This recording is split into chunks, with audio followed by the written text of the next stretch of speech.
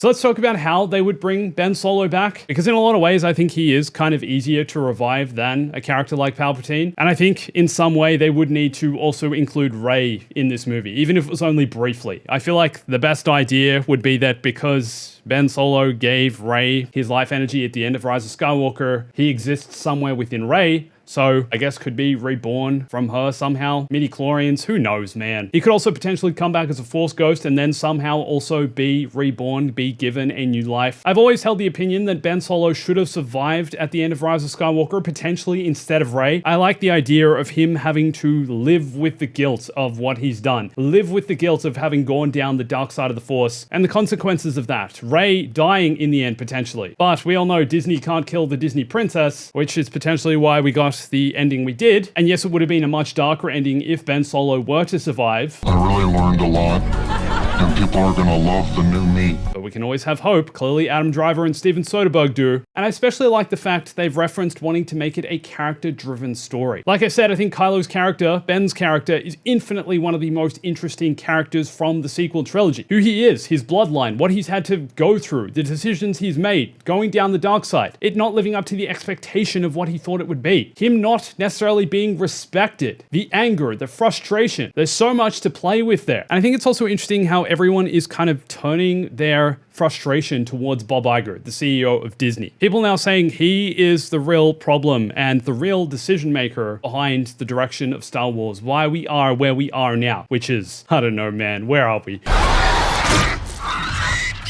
Good shot, baby. Isn't it strange that the CEO of the company is the one making the decisions about which characters have to stay dead? I mean, is that based on sales projections? They don't think they're going to be able to sell enough Kylo Ren action figures or something like that? That seems absurd. And if I'm honest, this project kind of sounds cooler and more interesting than a lot of the other movies and series that are being made at the moment.